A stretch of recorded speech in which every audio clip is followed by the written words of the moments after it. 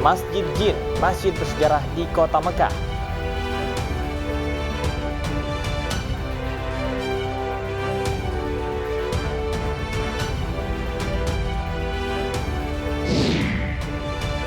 Pasangan suami istri di Purbalingga, Jawa Tengah berangkat ke Baitullah menggunakan sepeda.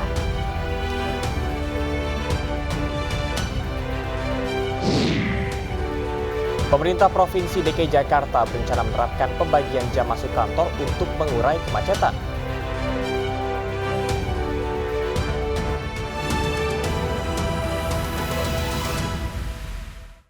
Ya, pemirsa, masih di iNews Pagi bersama saya Yasmin Antania dan rekan saya Camar Haenda, dan pemirsa, demikian tadi adalah berita pilihan dalam iNews Pagi hari ini, dan kita ke informasi berikutnya. Ya, pemirsa, pengacara terdakwa kasus korupsi BTS Kominfo, Magdir Ismail, mangkir dari panggilan Kejaksaan Agung. Magdir rencananya akan memenuhi panggilan Kejaksaan Agung 13 Juli mendatang sekaligus mengembalikan uang 27 miliar rupiah dalam kasus korupsi yang melibatkan Johnny G. Plate.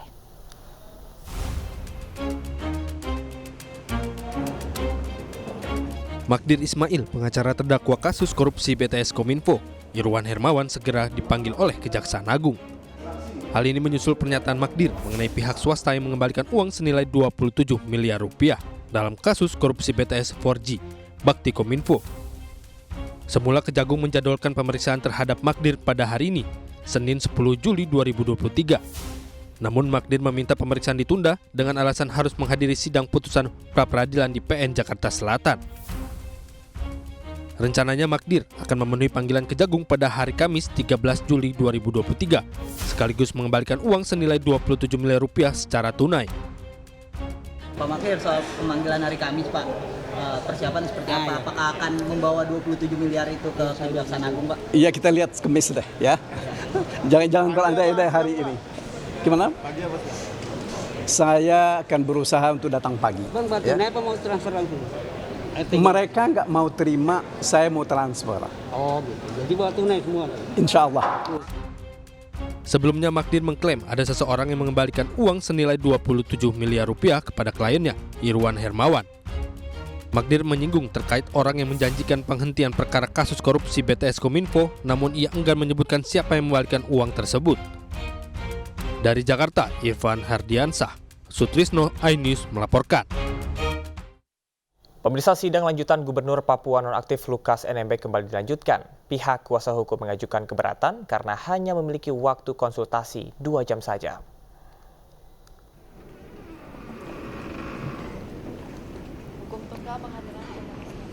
Usai dibantarkan selama 14 hari di Rumah Sakit Pusat Angkatan Darat Gatot Subroto, Jakarta, Gubernur Papua nonaktif Lukas NMB kembali menjalani sidang di Pengadilan Tindak Pidana Korupsi Tipikor Pengadilan Negeri Jakarta Pusat. Pengacara terdakwa Lukas NMB, O.C. Kaligis, mengatakan keberatan dengan tuduhan yang dialami kliennya, apalagi pihak kuasa hukum belum diberikan waktu yang cukup untuk konsultasi dengan terdakwa. Pengacara hanya memiliki waktu 2 jam saja bertemu Lukas NMB. Perintah tahanan pengadilan itu mempunyai hak atau dikunjungi pengacara untuk konsultasi dari hari Senin sampai hari Sabtu. Itu penetapannya yang kemarin pengadilan sini. Kenapa sekarang kita cuma dikasih 2 jam? Kan bagaimana kasihnya artinya menjelaskan kan? Ini berita acaranya begini, kita minta bukti-bukti lawannya bagaimana? Kan kita mesti siap, itu aja. Jadi makanya saya agak keberatan. Ini kan sudah di bawah tahanan pengadilan.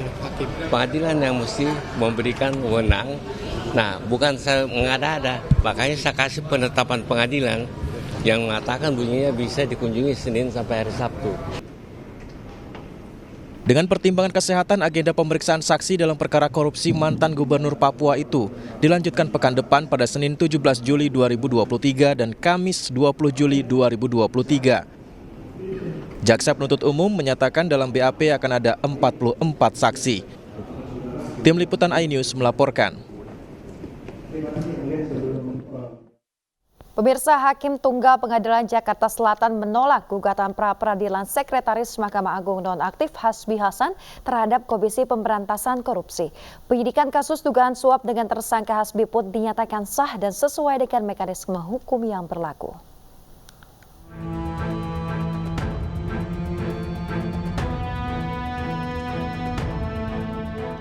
Gugatan pra-peradilan yang diajukan oleh tersangka kasus dugaan suap Sekretaris Mahkamah Agung Hasbi Hasan terhadap Komisi Pemberantasan Korupsi ditolak Pengadilan Negeri Jakarta Selatan. Sebelumnya dalam permohonannya, Hasbi meminta Pengadilan Negeri Jakarta Selatan menyatakan proses hukum yang dilakukan KPK tidak sah dan tidak berdasar hukum sehingga tidak memiliki kekuatan hukum mengikat. Sementara hakim menilai penyidikan yang dilakukan KPK selaku termohon hingga menetapkan Hasbi sebagai tersangka sudah sesuai prosedur hukum yang berlaku. Perma 4 tahun 2016 serta ketentuan lain dari perundang-undangan yang bersangkutan dan kuhap mengadili dalam eksepsi, menolak eksepsi termohon dalam pokok perkara, menolak permohonan pra-peradilan pemohon,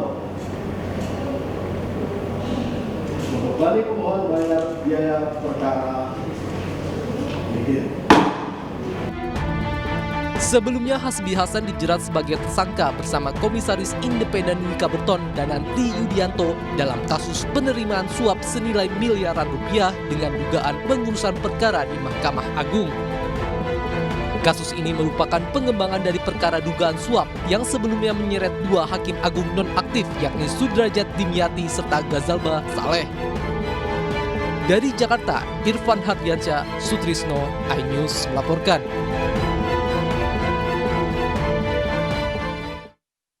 Pemerintah Provinsi DKI Jakarta berencana menerapkan pembagian jam masuk kantor untuk mengurai kemacetan. Namun Kadin DKI Jakarta mengatakan tidak semua pelaku usaha setuju dengan rencana kebijakan tersebut.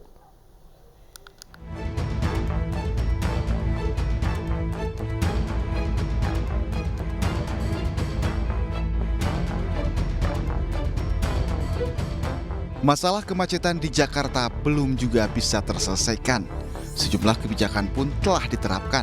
Terbaru, pemerintah Provinsi DKI Jakarta berencana menerapkan pembagian jam masuk kantor demi mengurai kemacetan di ibu kota. Menurut PJ Gubernur DKI Jakarta Heru Budi Hartono, pembagian jam masuk kantor itu dibagi menjadi dua sesi, yakni pukul 8 dan 10 waktu Indonesia Barat. Namun Ketua Kadin DKI Jakarta Diana Dewi mengatakan, tidak semua para pelaku usaha setuju dengan perencana kebijakan pemerintah DKI tersebut. Diana Dewi berpandangan lebih setuju memberlakukan kembali WFH seperti masa pandemi karena terbukti bisa mengurai kemacetan. Bahwa tidak semua sektor bidang-bidang usaha di DKI Jakarta menyetujui untuk memberlakukan perubahan jam kerja. Tetapi kami menyarankan bahwa masih ada sektor yang tentunya bisa signifikan mengurai kemacetan. Contohnya adalah masukan dari kami, salah satunya melakukan WFH. Di sisi lain, pengamat kebijakan publik berpandangan untuk mengurai kemacetan tidak bisa dilakukan dengan hanya menerapkan satu kebijakan, tapi harus dibarengi dengan kebijakan lain seperti penerapan jalan berbayar hingga pembatasan usia kendaraan. Mengubah jam kerja saja nggak akan banyak berpengaruh, Mas, gitu. Jadi kebijakan itu. Yang kedua, kebijakan ini membutuhkan keberanian, terobosan gitu. Jadi saya berharap sebenarnya Pak PJ ini melakukan terobosan, Mas. Keberanian dengan membuat kebijakan yang tadi saya katakan ya. Jadi kebijakan berbayar, kebijakan serentak lah, yang lain-lainnya juga ikut gitu kan. Sementara itu, Ditlantas Polda Metro Jaya menyambut positif dengan rencana pembagian jam masuk kantor di DKI. Menurut Polda Metro Jaya, dalam diskusi mengenai pembagian jam kantor itu, 85% setuju. Untuk itu, pemerintah Provinsi DKI Jakarta akan menerapkan uji coba pengaturan jam masuk kerja dimulai dari ASN pemerintah provinsi terlebih dahulu. Namun demikian, menurut Kadishub DKI Jakarta Safrin Liputo, pihaknya masih mendiskusikan dengan Badan Kepegawaian Daerah. Tim Liputan iNews melaporkan.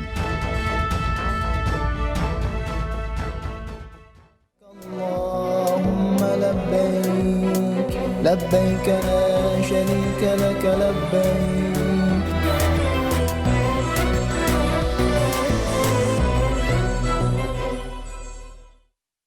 Pemirsa, jemaah haji asal Ogan Komering Ilir, Sumatera Selatan termasuk salah satu jemaah haji yang hilang di Tanah Suci Mekah. Keluarga berharap pemerintah bisa membantu mencari orang tuanya yang hilang.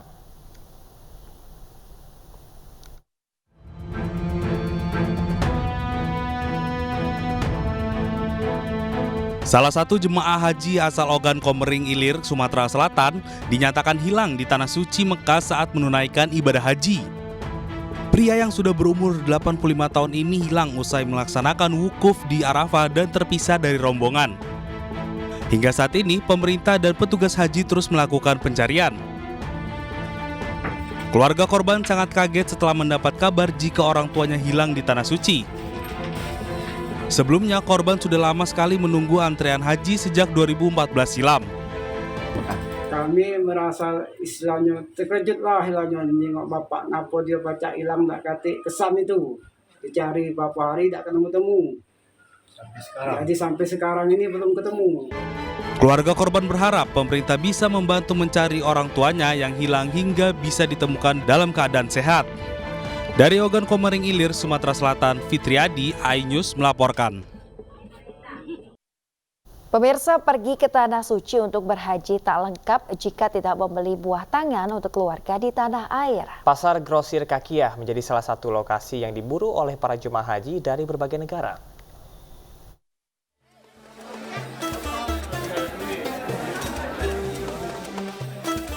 Pasar Kakiyah, pusat grosir oleh-oleh yang terletak di distrik Kakiyah, Kota Mekah, Arab Saudi, tak pernah sepi pengunjung. Di musim haji, para jemaah selalu mendatangi pasar ini untuk berburu oleh-oleh. Berbagai ragam oleh-oleh tersedia di pasar grosir yang berjarak sekitar 9 km dari Masjidil Haram. Tak hanya jemaah Indonesia, jemaah haji dari berbagai negara pun banyak yang mengunjungi pasar Kakiyah yang dikenal surganya oleh-oleh. Ada sajadah, tasbih, sama itu gantungan kunci kayak gitu. Harganya murah-murah, standar lah, lumayan lah. Ya harus pinter-pinter nawar sih kalau mau kesini. Barang sih lumayan, bagus-bagus. Cuman dari segi harga hampir sama aja tuh. Miring-miring dikit. Kenapa pilih kaki ya, Bu? Cuman pengen tahu aja.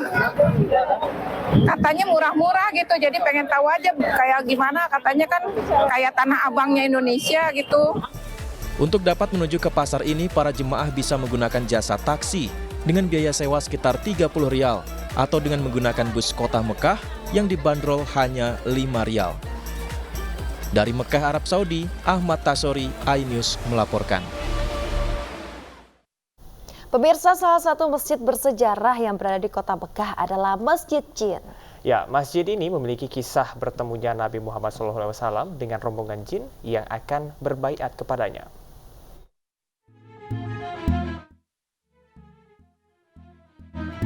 Terletak di distrik Gaza, kota suci Mekah, sebuah bangunan dengan ukuran tidak terlalu besar yakni sekitar 10 kali 20 meter persegi. Masjid Jin kokoh berdiri. Masjid Jin juga dikenal dengan nama lain diantaranya Masjid Bai'ah dan Masjid Al-Hars. Dinamai Masjid Bai'ah lantaran di tempat inilah Rasulullah SAW menerima rombongan bangsa jin berbaiat kepada sang Nabi. Bangunan ini bisa dikatakan cukup sederhana.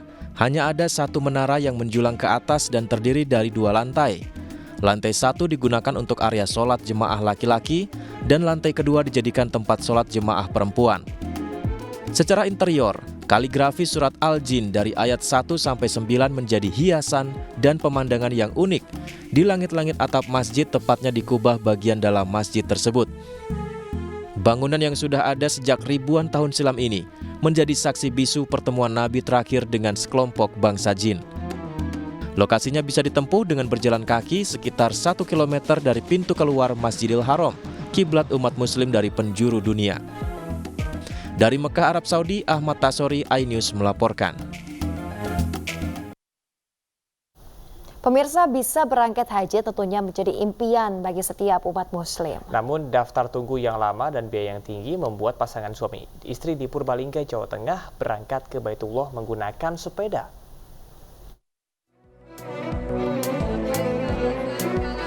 Ratusan komunitas pecinta sepeda di Purbalingga, Jawa Tengah tumpah ruah di ruas jalan di Kecamatan Bukateja.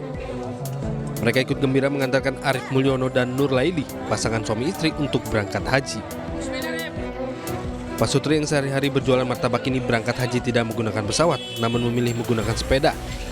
Arif dan istrinya memilih bersepeda ke Mekah karena ingin haji tanpa menunggu antrian sangat panjang.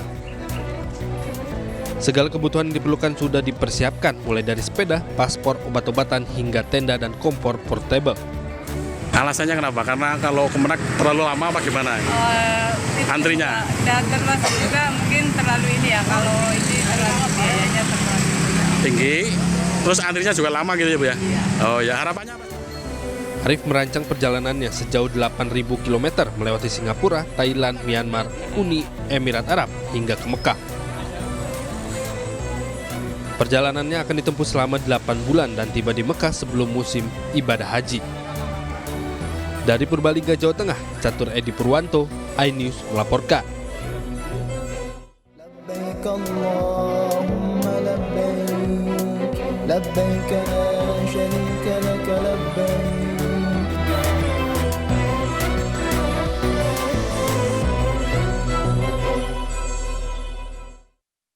Pemirsa, hamparan sampah menumpuk nampak di sepanjang kurang lebih 1 km di bibir pantai kawasan mangrove Muara Angke, Penjaringan, Jakarta Utara. Ya, hamparan sampah yang sangat banyak ini mengganggu ekosistem sekitar mangrove.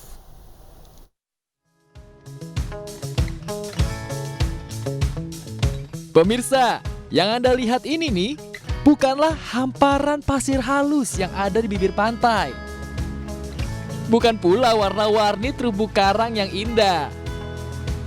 Ini melainkan tumpukan sampah yang menghampar di bibir pantai kawasan mangrove Muara Angke, Penjaringan, Jakarta Utara. Tumpukan sampah ini panjangnya mencapai lebih dari 1 meter. Nah, ironisnya, burung-burung banyak yang hinggap untuk mencari makan di sekitar sampah yang menumpuk. Didominasi oleh sampah plastik, tumpukan sampah ini katanya berasal dari sungai dan laut di saat adanya banjir. Lalu siapa dong ya yang membuang sampah ke sungai dan ke laut? Yang dari kali orang kena itu kalau rob gede ya masuk itu sampah-sampah. Berarti air pasang laut ya Bang? Iya. Terbawa arus Bang? Iya. Oh gitu. Ini kebanyakan sampah-sampah apa Bang? Plastik atau sampah apa? Sampah plastik kebanyakan. Sementara itu, menurut Pak Bani Sadar, Ketua RW 22, sampah ini berasal dari luar kawasan mereka. Hal ini diyakini karena seluruh 12 RT yang ada sudah dibekali dengan petugas sampah yang siap mengangkut sampah-sampah warga. Dari 12 RT, semuanya ada petugas sampahnya. Dan secara otomatis warga pastinya taat pada saat membuang sampah di bak sampah tersebut. Masyarakat siapapun jangan sekali-sekali membuang sampah ke kali. Nah kan, jadi bingung kalau begini. Siapa yang harus tanggung jawab? Yang jelas, kalau sampai ketahuan ada yang buang sampah ke kali atau ke laut, tenggelamkan! Hai! Dari Jakarta, Sofyan Firdaus, iNews melaporkan. Sungguh ironi ya, Camar ya, tumpukan sampah sangat terlihat begitu luas. Tadi banget tinggi mencapai 1 meter tumpukan sampah di situ ya. Itu bukan terumbu karang ya, tapi sampah. Sampah loh, sampah. Dan semoga aja dinas terkait segera mengatasinya ya, meskipun tadi katanya ada petugas kebersihan, tapi tetap saja kalau sudah separah itu nampaknya perlu ekstra penanganan lebih ya. Betul Yasmin, tidak hanya kesadaran dari para masyarakat saja, namun juga bagaimana kita bisa berkoordinasi dan juga sejumlah stakeholder yang bekerja sama untuk pemerintah, masyarakat, berbagai elemen bisa membersihkan sampah gitu, karena ada banyak bahaya sekali Yasmin. Dimulai dari penyakit, kemudian juga kalau kita kaitkan dari berbagai aspek lainnya, aspek lingkungan, ini bisa membunuh keanekaragaman hayati yang ada di laut ataupun juga biota laut ya. Betul, mengganggu ekosistem laut setempat ya Syamar. Ya, semoga segera mendapat penanganan ya dari pemerintah terkait. Seperti berita selanjutnya ini pemirsa, di Lampung, warga Lampung dari berbagai elemen masyarakat beramai-ramai membersihkan sampah di pesisir pantai Jalan Ikan Selar, Bandar Lampung. Ya, upaya pembersihan dilakukan setelah sebelumnya tumpukan sampah di pesisir pantai ini viral di media sosial.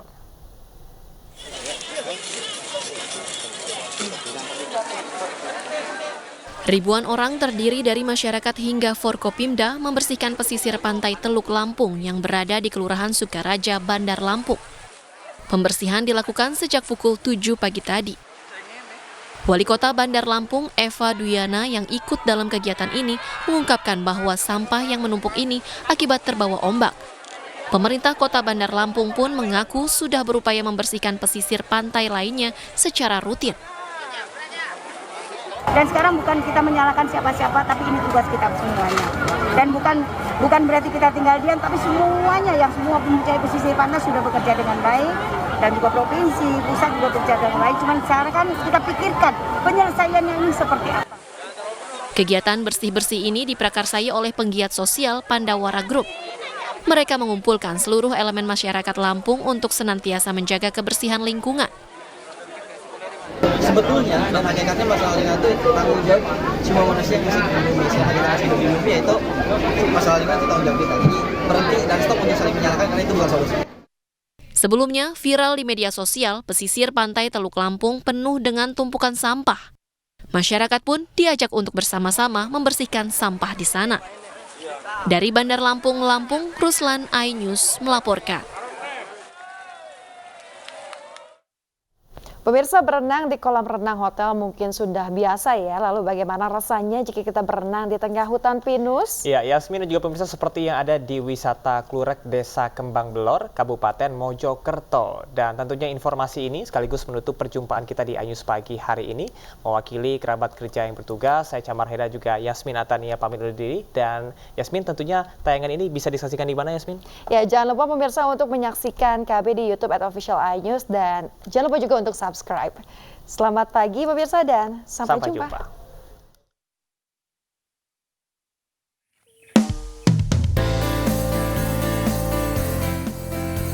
Wisata Klurak Edu Park yang berada di perbukitan hutan pinus lereng Gunung Welirang, Desa Kembang Belor, Kabupaten Mojokerto, memanfaatkan hutan pinus yang berusia puluhan tahun. Keindahan alami menjadi daya tarik bagi pengunjung yang hendak berenang hingga berkemah dengan hawa sejuk Gunung Welirang. Dengan hanya membayar tiket Rp7.000, pengunjung sudah dapat dimanjakan dengan ribuan pohon pinus yang tinggi menjulang. Tersedia pula 3 kolam renang untuk anak-anak dan orang dewasa di tengah hutan. Kolam renang yang berada di tengah hutan pinus ini menjadi daya tarik pengunjung karena air kolam berasal langsung dari Gunung Welirang yang mengalir sehingga air kolam terus berganti dan sangat menyegarkan. Terdapat pula lahan perkemahan seluas 5 hektar di undak-undak perbukitan untuk pengunjung yang hendak menginap. Selama berkemah tak perlu khawatir, seluruh bahan makanan yang akan dimasak bisa didapat dari warga sekitar. Berapa orang Pak berangkat dari? Ada 10 orang. 10 orang. Itu bermalam di sini atau gimana? Bermalam di sini, berangkat kemarin sore. Itu bawa tenda sendiri atau gimana? Bawa tenda sendiri. Ini kita ada wisata di tengah hutan pinus, namanya Pura Ekopark. Ini berawal dari masyarakat yang menginginkan untuk mempunyai wisata, jadi kita mengelola daerah ini, namanya daerah Kedung-Lurak. Daerah Kedung-Lurak kita kelola bekerjasama dengan pihak perhutani. Jadi seperti itu. Dalam sebulan, rata-rata pengunjung mencapai 700 hingga 1.000 orang. Bagaimana pemirsa, ingin melepas kepenatan hiruk-pikuk kota di wisata Klurak Edu Park Mojokerto? Dari Kabupaten Mojokerto, Solahuddin, iNews melaporkan.